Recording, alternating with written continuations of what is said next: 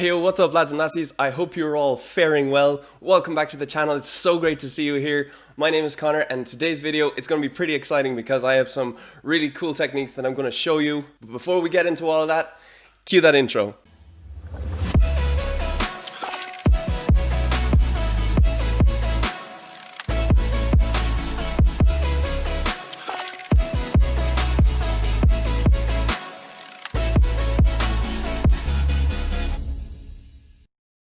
Well, alright then. You're looking to get beautiful, silky, smooth, buttery, smushy, bokeh.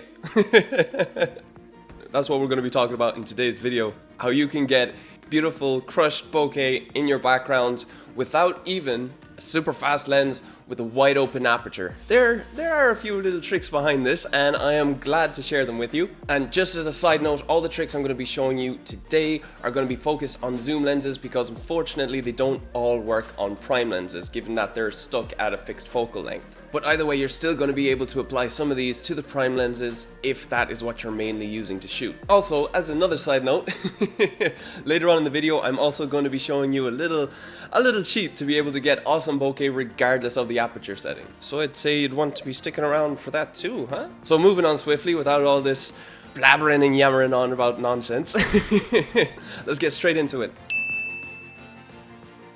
So one of the first key factors that I like to consider when I'm looking to capture shallow depth of field and get all those awesome out of focus elements is aperture. Having that aperture as wide as possible, which means having the f number as low as possible, means that you're going to benefit the most when you're trying to capture that shallow depth of field and really draw out that focus on your subject versus whatever's going on in the background, be it a busy street or the great outdoors, without taking away any of that attention from what you actually want to shoot. So once I have that aperture dialed in and I have the rest of the settings set to the environment that I'm working in, the next key factor that I move on to is going to be the background and how I can differentiate my subject from that background and highlight them in comparison to their environment. And how I achieve this, and what I recommend that you do as well, is try and move that subject away from the background because that's going to further accentuate those out of focus elements and therefore significantly increase the amount of bokeh that you're going to have in the background of your photos. So to demonstrate this, I used my Canon 750D with the kit lens 18 to 55mm, and I'm only going to be moving about a meter in between each shot, and you can be able to tell the difference in between the two.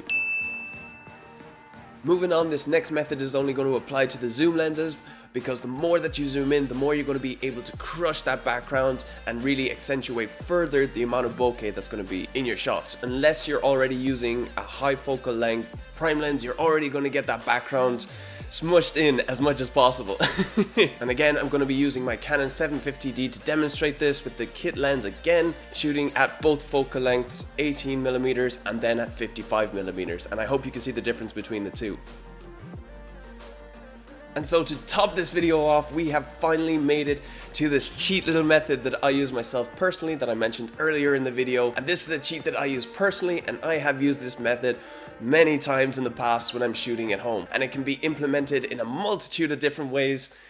Damn, that's a great word. Multitude, so many. And this is placing whatever object or thing that I want to shoot in front of the screen that I'm actually using. And if I can get the right angle on it and then search online for bokeh, it's pretty easy when you think about it, like it's duh.